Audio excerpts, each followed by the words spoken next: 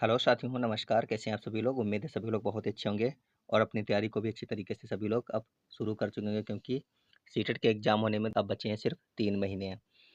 साथियों, कल हमने एक अपनी क्लास की थी समावेशी शिक्षा की, जो कि काफ़ी इम्पोर्टेंट रह सकती है आप लोगों के लिए है। अगर आप लोगों ने क्लास अभी तक नहीं देखी है, तो जाकर के प्लेलिस्ट में वहाँ से ज़रूर देखिएगा हमारी क्लास। और ये जो हमारी आज की क्लास है, ये हमारी हिंदी पेडागोजी की रहने वाली है, जिसमें हम करेंगे अपने वो चैप्टर जो अभी हम लोग पीछे 2 क्लास हिंदी की कर चुके हैं। एक थी हमारी भाषा से संबंधित और एक थी बहुभाषिकता से संबंधित। उन दोनों क्लास से बनने वाले जो क्वेश्चंस हैं, वो हम इस क्लास में आज करने वाले हैं, जो आपके सीटेट 2022 के लिए इम्पोर्टेंट रह सकते हैं, भाषा और बहुभाषिकता से बनने वाले क्वेश्चंस। तो आज का हमारा जो पहला क्वेश्चन है, वो भाषा के बारे में कौन सा कथन उचित है। आपको बताना है भाषा के बारे में कौन सा कथन उचित है। ये दोनों क्लास हम कर चुके हैं, जो क्वेश्चन अभी हम करने जा रहे हैं। अगर आपने नहीं देखी है हिंदी की क्लास, तो ज़रूर देखिएगा जाकर के चैनल के ऊपर। पहला जो ऑप्शन है, वह भाषा व्याकरण का अनुसरण करती है।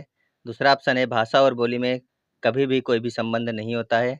तीसरा ऑप्शन है भाषा अनिवार्यता लिखित होती है। चौथा ऑप्शन है भाषा एक नियमबद्ध व्यवस्था है। जिन लोगों ने क्लास देखी है, वो लोग इस क्वेश्चन का आंसर बहुत ही आसानी से दे सकते हैं।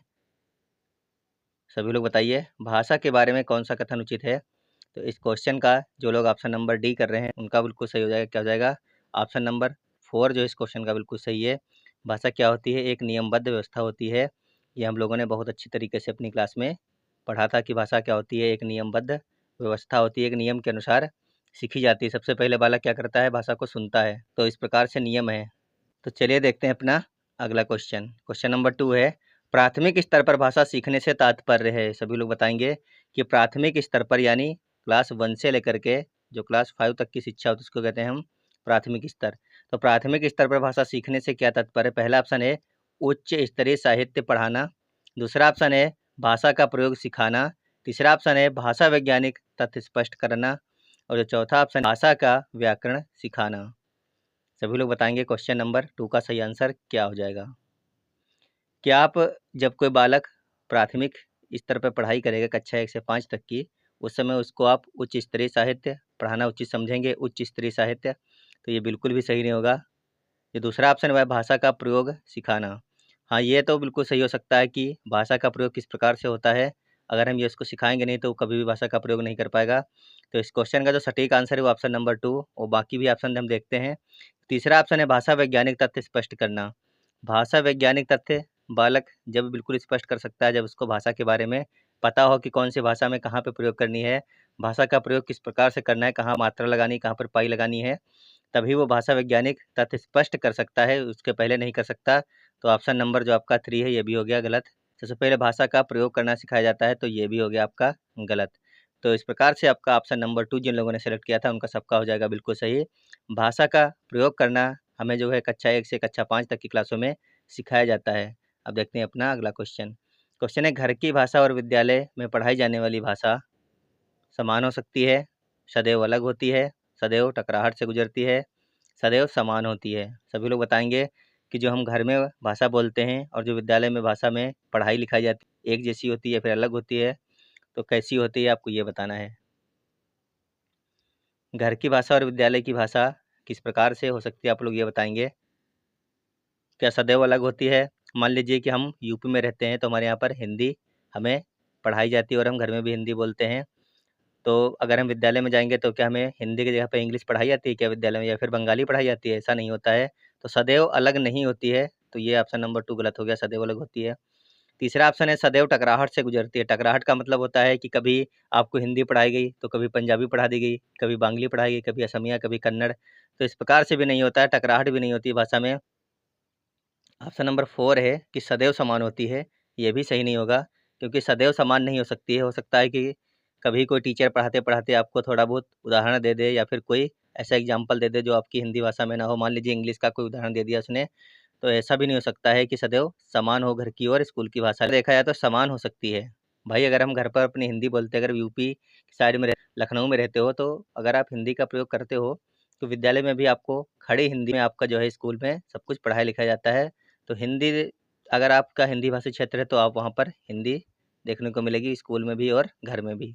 तो ऑप्शन नंबर 1 बिल्कुल सही है कि घर की भाषा और विद्यालय में पढ़ाई जाने वाली भाषा समान हो सकती है, लेकिन सदैव जो ऑप्शन नंबर 4 था, इसमें लगा था सदैव। सदैव समान नहीं हो सकती है, लेकिन समान हो सकती है। चलते हैं अगले क्वेश्चन पर। अगला क्वेश्चन है, प्राथमिक स्तर पर हिंदी भाषा शिक्षण के लिए सबसे अधिक महत्वपूर्ण है। आपको ये बताना है कि प्राथमिक स्तर पर कक्षा 1 से कक्षा 5 तक की जो क्लासें होती हैं, इनके स्तर पर भाषा शिक्षण के लिए सबसे अधिक महत्वपूर्ण क्या है? जो पहला ऑप्शन है उच्च स्तरीय तकनीकी यंत्र, दूसरा ऑप्शन है व्याकरणिक नियमों का स्मरण, तीसरा ऑप्शन है भाषा प्रयोग के अवसर, चौथा ऑप्शन है पाठ्य पुस्तक। कक्षा 1 से कक्षा 5 तक के लिए भाषा शिक्षण के लिए सबसे अधिक महत्वपूर्ण क्या रह सकता है, आपको यह बताना है।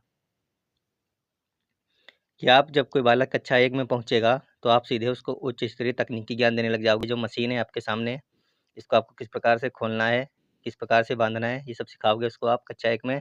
तो ये हो गया आपका गलत। तकनीकी ज्ञान हमें उच्च स्तरीय तकनीकी ज्ञान प्राथमिक कक्षाओं में तो नहीं ही देना है, इतना तो सबको पता होगा। दूसरा जो ऑप्शन है व्याकरणिक नियमों का स्मरण, तो व्याकरणिक नियम भी हमें सिखाए जाएँगे, लेकिन कक्षा 1 से लेकर कक्षा 5 तक इतना ज़्यादा इसके ऊपर जोर नहीं दिया जाता है, तो ये भी हो गया गलत। तीसरा ऑप्शन है भाषा प्रयोग के अवसर, ये बिल्कुल सही है। सबसे ज़्यादा जो महत्वपूर्ण है भाषा शिक्षण के लिए, वो है भाषा प्रयोग के अवसर देना। क्या करना? भाषा प्रयोग के अवसर देना बच्चे को कक्षा 1 से कक्षा 5 तक की क्लास में। पाठ्य पुस्तक जो है आपकी, ये भी कुछ मायने में मतलब सही हो सकता है, लेकिन यहाँ पर ये ऑप्शन हो गया आपका गलत। पाठ्य पुस्तक क्या है? जब बच्चे को भाषा प्रयोग ही नहीं आती है, तो पाठ्य पुस्तक पढ़ कर के क्या करेगा? वो पढ़ ही नहीं पाएगा अगर भाषा का प्रयोग उसको नहीं आता है सही से। तो क्वेश्चन नंबर 4 का जिन साथियों ने ऑप्शन नंबर 3 सेलेक्ट किया था, उनका सबका हो जाएगा बिल्कुल सही आंसर। देखते हैं अपना अगला क्वेश्चन। क्वेश्चन है, प्राथमिक स्तर पर भाषा शिक्षण की प्राथमिकता होनी चाहिए। सभी को बताना है कि प्राथमिक स्तर जो होता है कक्षा 1 से 5 तक, भाषा शिक्षण की प्राथमिकता क्या होनी चाहिए? पहला ऑप्शन है बच्चे की रचनात्मकता और मौलिकता को पोषित करना, दूसरा ऑप्शन है बच्चे की चित्रांकन क्षमता का विकास करना, तीसरा ऑप्शन है केवल बोल कर पढ़ने की क्षमता विकसित करना, जबकि चौथा ऑप्शन है कविता और कहानी के द्वारा केवल श्रवण कौशल का विकास करना। सभी को बताना है प्राथमिक स्तर पर भाषा शिक्षण की प्राथमिकता क्या होनी चाहिए। बताइए सही आंसर क्या हो जाएगा। कोई बच्चा जब प्राथमिक स्तर में जाता है, 1 से 5 तक की क्लासों में जाता है, तो क्या आप उसको सिर्फ़ कक्षा 1 से लेकर कक्षा 5 तक चित्र बनवाते रहोगे बैठा के? ऐसा नहीं होता, ये गलत हो गया। या फिर आप उसको केवल बोल कर ही पढ़ाने की क्षमता का विकास करते रहते हो, उसको कभी लिखना और उसको कुछ होमवर्क नहीं देते हो छोटा-बड़ा बनाने के लिए, एबीसीडी लिखने के लिए। तो सिर्फ़ बोल कर पढ़ने की क्षमता विकसित करना या फिर कराना, ये सब गलत हो गया आपका। 4 ऑप्शन है कविता और कहानी के द्वारा केवल श्रवण कौशल का विकास करना, ये भी गलत हो गया। आप उनको पूरे दिन बैठा कर के कक्षा 1 से कक्षा 5 तक 5 साल बच्चा जाएगा स्कूल में, आप उनको पूरे दिन क्या कविता कहानी पढ़ाते रहोगे? बस वो सुन लेंगे, घर चले आएँगे, उठ कर के लिखाएँगे नहीं और कविता कहानी के अलावा और कुछ उनको पढ़ाएँगे नहीं, तो ये सब हो गया आपके, ये तीनों ऑप्शन गलत हैं। पहला ऑप्शन देखते हैं बच्चे की रचनात्मकता और मौलिकता को पोषित करना, तो ऑप्शन नंबर 1 जो है ये बिल्कुल सही है आपका। क्या हो जाएगा? बच्चे की रचनात्मकता और मौलिकता को पोषित करना, ऑप्शन नंबर 1 इस क्वेश्चन का बिल्कुल सही आंसर हो जाएगा। देखते हैं अगला क्वेश्चन। क्वेश्चन है बच्चे विद्यालय आने से पहले सभी भाषाएं पढ़ सकते हैं? तो ऐसा बिल्कुल नहीं है। क्या बच्चा कोई विद्यालय आता है तो इंग्लिश और चाइनीज और हिंदी संस्कृत सब कुछ पढ़ सकता है? तो ये हो गया गलत। ये सब कुछ नहीं होता, सभी भाषाएं कोई भी नहीं पढ़ सकता है इस विद्यालय आने से पहले, वो भी। दूसरा जो ऑप्शन है वह सब कुछ लिख सकते हैं, सब कुछ लिख भी नहीं सकता है। सब कुछ क्यों लिख सकता है? मान लीजिए आप उसको एबीसीडी लिखना सिखा रहे हैं छोटा-बड़ा, तो वही लिख पाएगा वो। अब वो विद्यालय जाते-जाते सीधे आप उसको सुलेख बोल दो, तो सुलेख थोड़ी लिख पाएगा बच्चा। तो सब कुछ लिख भी नहीं सकता है, तो ये भी गलत हो गया। तीसरा है अपनी बोलचाल की भाषा के अनुभवों से लैस होता है। लेकिन जब कोई बालक विद्यालय जाता है, तब उसकी उसकी जो उम्र है 4 से 5 साल की होती है, तो वो अपनी बोलचाल की जो दैनिक भाषा होती है, उसके अनुभवों से क्या होता है? लैस होता है। ये ऑप्शन जो है आपका बिल्कुल सही हो जाएगा यहाँ पर। ऑप्शन नंबर 3 जो है इस क्वेश्चन के लिए बिल्कुल सही हो जाएगा। अपनी बोलचाल की भाषा के अनुभवों से कोई बालक जब विद्यालय जाता है पहली बार, तो क्या होता है? लैस होता है। ये हम लोगों ने अपनी क्लास में भी पढ़ा था बहुत अच्छी तरीके से। या फिर जो ऑप्शन नंबर 4 है, वह है कोई भी भाषा बोल नहीं सकते, ये भी गलत हो गया। अपनी मातृभाषा तो बालक बोल ही लेता है जब विद्यालय जाता है, तो इस प्रकार से देखा जाए तो इस क्वेश्चन के लिए ऑप्शन नंबर 3 जो था आपका बिल्कुल सही और सटीक आंसर निकल रहा है। तो यही इसका आंसर हो जाएगा, ऑप्शन नंबर 3। अगला क्वेश्चन है आपका, हिंदी भाषा शिक्षक को यह स्वीकार करना चाहिए कि बच्चों को उनकी गलतियां समझाना उनके भाषा विकास में महान बाधा है। दूसरा ऑप्शन है बच्चे को भाषा सिखाना जरूरी नहीं है। तीसरा ऑप्शन है गलतियां सीखने सिखाने की प्रक्रिया का अभिन्न हिस्सा हैं। तीसरा और जबकि जो चौथा ऑप्शन है वह है गलतियों पर बिल्कुल ध्यान न देने से वे सुधर जाती हैं। तो आपको बताना है कि हिंदी भाषा शिक्षक को यह स्वीकार करना चाहिए कि, क्या उसको स्वीकार करना चाहिए? इन 4 ऑप्शनों में से आप लोग बता दीजिए। पहला ऑप्शन था बच्चों को उनकी गलतियाँ समझाना उनके भाषा विकास में महान बाधाएँ हैं, तो ये गलत है। अगर आप उनकी गलतियाँ उनको नहीं बताओगे तो बच्चे किस प्रकार से अपनी पढ़ाई में या फिर अपनी लिखावट में सुधार करेंगे, तो ये बाधा नहीं होती है। ये हो गया गलत आपका ऑप्शन। दूसरा ऑप्शन है बच्चों को भाषा सिखाना ज़रूरी नहीं है, ये भी गलत हो गया। बच्चों को भाषा सिखाना बहुत ही ज़रूरी है, अगर सिखाओगे नहीं तो क्या करोगे, किस लिए आपको नियुक्त किया गया है सरकारी टीचर के पद पर, तो ये भी हो गया आपका गलत ऑप्शन। जबकि तीसरा ऑप्शन है गलतियाँ सीखने सिखाने की प्रक्रिया का अभिन्न हिस्सा हैं, ये बात बिल्कुल सही है। जब हम लोग कुछ सीखते हैं तो हमसे गलतियाँ भी होती हैं और धीरे-धीरे करके उनमें सुधार भी हो जाता है। तो ऑप्शन नंबर 3 जो है बिल्कुल सही है, गलतियाँ सीखने सिखाने की प्रक्रिया का अभिन्न हिस्सा हैं। जिन लोगों ने ऑप्शन नंबर इसका 3 सेलेक्ट किया है उनका सबका हो जाएगा बिल्कुल सही आंसर। जो चौथा ऑप्शन है गलतियों पर बिल्कुल ध्यान न देने से वे सुधर जाती हैं, ये है गलत ऑप्शन, क्योंकि अगर गलतियों पर बिल्कुल ध्यान नहीं दोगे तो ज़िंदगी भर वाला क्या करेगा, गलतियाँ करते रहेगा। उसको पता नहीं चलेगा कि उससे कौन-सी गलती हो रही है, किस प्रकार से सही लिखना है, किस प्रकार से सही पढ़ना है। वो पूरे जीवन काल अगर कुछ गलत लिख रहा है तो हमेशा गलत ही लिखता रहेगा, अगर उसमें सुधार नहीं करवाया जाएगा तो। इसीलिए आपका ऑप्शन नंबर 4 भी हो गया गलत। चलते हैं अगले क्वेश्चन पर। अगला क्वेश्चन है हमारी कक्षाओं में बच्चे भिन्न-भिन्न भाषिक पृष्ठभूमि से आते हैं, अतः पहला ऑप्शन है भाषा की पाठ्य पुस्तक में उनकी सभी भाषाओं के शब्द वाक्य होना अनिवार्य है। दूसरा ऑप्शन है उनकी सभी भाषाओं की जानकारी शिक्षक के लिए अनिवार्य है। तीसरा ऑप्शन है उनकी भाषाओं को भी कक्षा में सम्मान देना अनिवार्य है। चौथा ऑप्शन है उनकी भाषाओं को सीखना अनिवार्य है। क्वेश्चन नंबर 8 जो है बहुत अच्छा क्वेश्चन है। बहुत बार ये सभी के सभी क्वेश्चन आपके एग्जाम में बने हैं। जितने भी क्वेश्चन हैं कई के बार आपके एग्जाम में पूछे जा चुके हैं। तो सभी लोग बताइए, हमारी कक्षाओं में बच्चे भिन्न-भिन्न भाषिक पृष्ठभूमि से आते हैं, अतः हमें क्या करना चाहिए उनके लिए? तो इस क्वेश्चन का जिन लोगों ने ऑप्शन नंबर 3 किया उनका सबका हो जाएगा सही। उनकी भाषाओं को भी कक्षा में हमें क्या देना चाहिए? सम्मान देना चाहिए। तो ऑप्शन नंबर 3 जो है बिल्कुल सही हो जाएगा इस क्वेश्चन के लिए। ऑप्शन नंबर 3 जिन लोगों ने किया उनका सबका बिल्कुल सही आंसर है। चलते हैं अगले क्वेश्चन पर। क्वेश्चन है एक से अधिक भाषाओं का प्रयोग, आपको बताना है एक से अधिक भाषाओं का प्रयोग ऑप्शन है भाषा सीखने में बाधक है। दूसरा है संज्ञानात्मक रूप से समृद्ध होने का संकेत है। तीसरा ऑप्शन है अन्य भाषाएं सीखने की प्रक्रिया को धीमा बनाता है। चौथा ऑप्शन है बच्चे को किसी भी भाषा में निपुणता प्राप्त करने नहीं देता। तो बताइए एक से अधिक भाषाओं का प्रयोग, इसके लिए कौन सा ऑप्शन सही हो सकता है? क्या अगर आपको हिंदी आती है और साथ में इंग्लिश आती है तो भाषा सीखने में वो बाधक हो सकती है क्या? इंग्लिश आपको हिंदी के लिए सीखने के लिए रोक सकती है कि आप हिंदी मत सीखना, सिर्फ इंग्लिश सीखिए? तो भाषा सीखने में बाधक नहीं हो सकती अगर आपको एक से अधिक भाषाओं का प्रयोग आता है तो। पहला तो हो गया आपका गलत। दूसरा है संज्ञानात्मक रूप से समृद्ध होने का संकेत है, ये बिल्कुल सही ऑप्शन है, ऑप्शन नंबर 2। अगर आपको एक से अधिक भाषाओं का ज्ञान है तो आपका जो है संज्ञानात्मक रूप से समृद्ध होने का ये संकेत है कि आपको अधिक भाषाएं आती हैं और आप काफ़ी प्रखर बुद्धि के बालक हैं। ऑप्शन नंबर 2 जो है वो बिल्कुल सही है।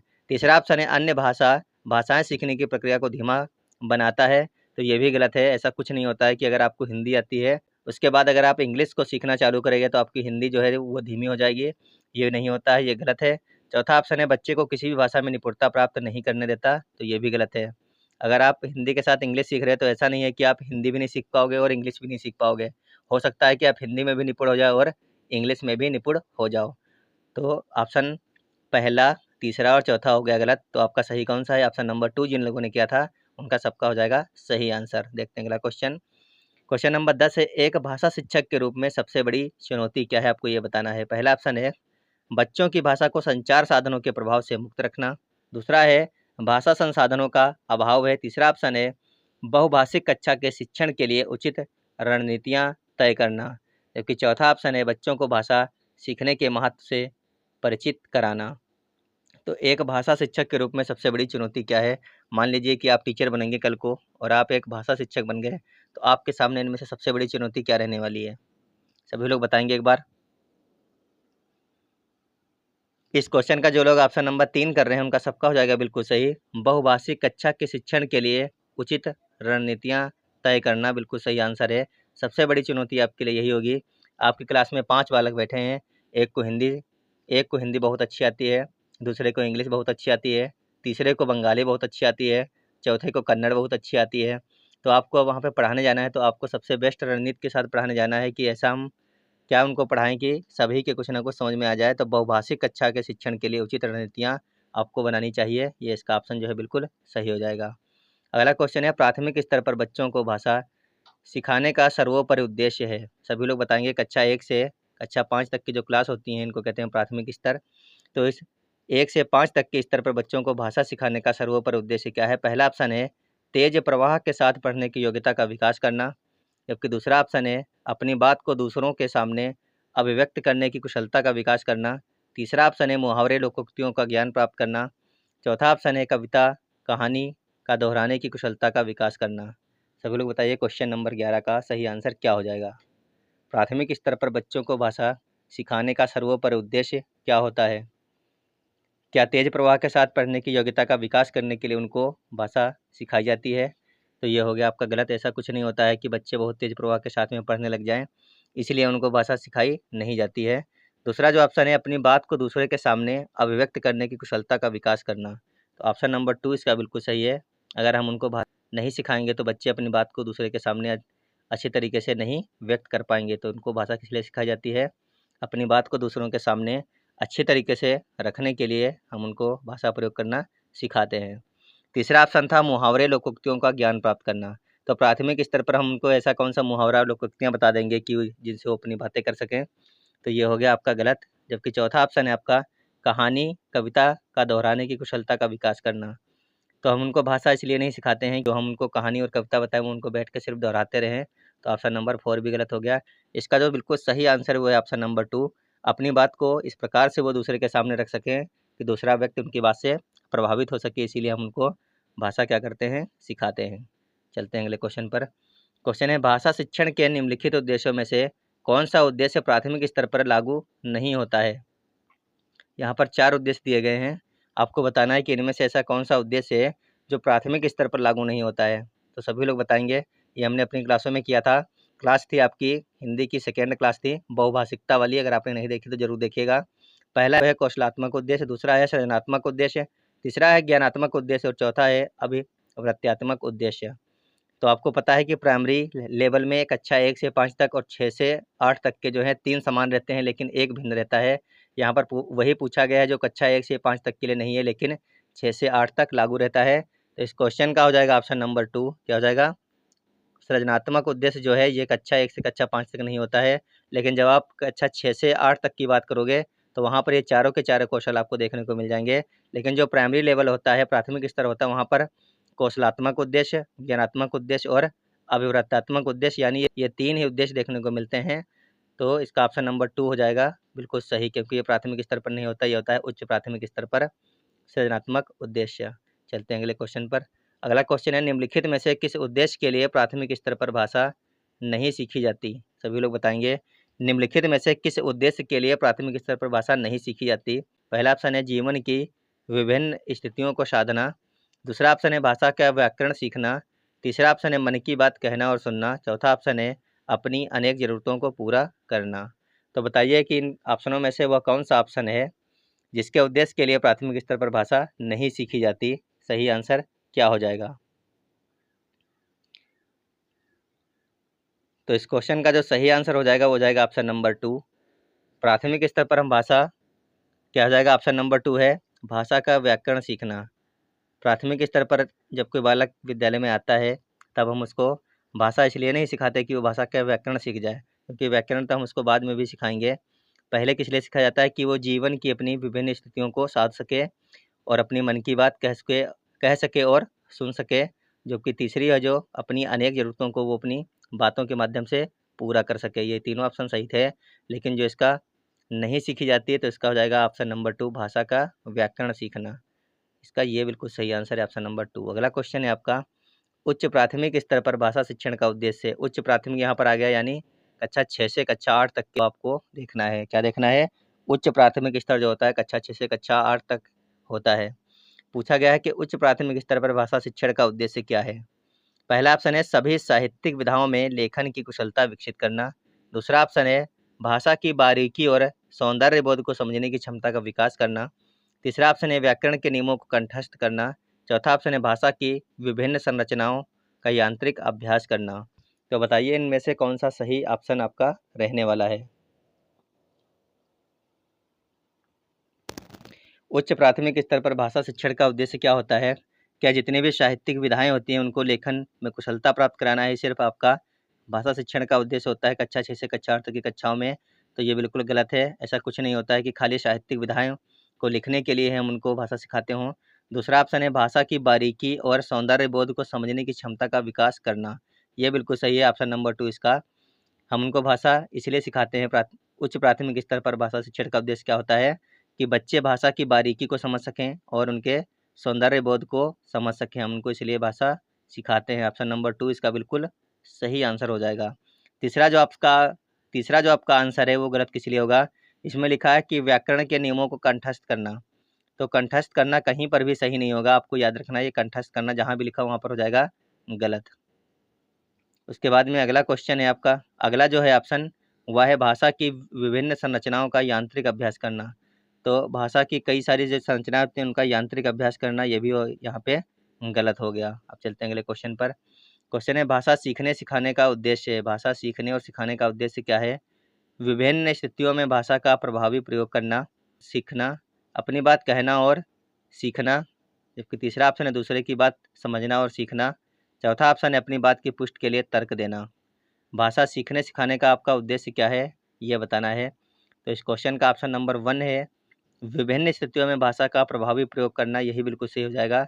जब आपके सामने ऐसी कोई भी स्थिति आए, जब आपको इसका जो ऑप्शन नंबर 1 बिल्कुल सही है कि आपके सामने चाहे कैसी भी स्थिति आए, आपका भाषा का जो प्रभाव रहना चाहिए कैसा होना चाहिए, अच्छी तरीके से आप बोल लें भाषा को किसी भी स्थिति में। तो यही है भाषा सीखने सिखाने का मुख्य उद्देश्य हमारा। तो ऑप्शन नंबर 1 इसका जो है बिल्कुल सही हो जाएगा। जो आपका सेकंड है ऑप्शन वो है अपनी बात कहना या फिर सीखना। तो ये बिल्कुल आपका जो है सही नहीं हो पाएगा क्योंकि अपनी बात को कहना और उसके बाद में लिखा है सीखना, तो ये हो गया गलत। दूसरे की बात समझना और सीखना, तो ये भी नहीं होगा भाषा कि हम सिर्फ दूसरे की बात को सीखते रहें और समझते रहें। तीसरा है और जो चौथा ऑप्शन है अपनी बात की पुष्टि के लिए तर्क देना। तो अब क्या आप अपनी भाषा का प्रयोग जब ही करोगे जब आपको किसी दूसरे की बात का या फिर अपनी बात का पुष्टि या फिर तर्क देना होगा। तो ये भी हो गया गलत। तो इस प्रकार से इसका ऑप्शन नंबर 1 बिल्कुल सही है कि चाहे किसी भी स्थिति में आपको बोलना पड़े तो आपकी भाषा कैसी होनी चाहिए, प्रभावी होनी चाहिए। तो ऑप्शन नंबर 1 इसका बिल्कुल सही है ना। तो ये थी आज की हमारी क्लास जिसमें हमने अपने भाषा और बहुभाषिकता संबंधित जो हमने 2 क्लासें की थी, उन दोनों से मोस्ट इम्पॉर्टेंट बनने वाले क्वेश्चनों को किया है।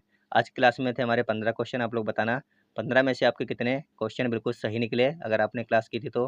अगर नहीं की है तो भी बताना आपने कितने क्वेश्चन सही कर लिए। तो चलिए मिलते हैं आपको अगली क्लास में। जब तक आप लोग अपनी पढ़ाई जारी रखिए और स्वस्थ रहिए, मस्त रहिए। धन्यवाद, बाय बाय।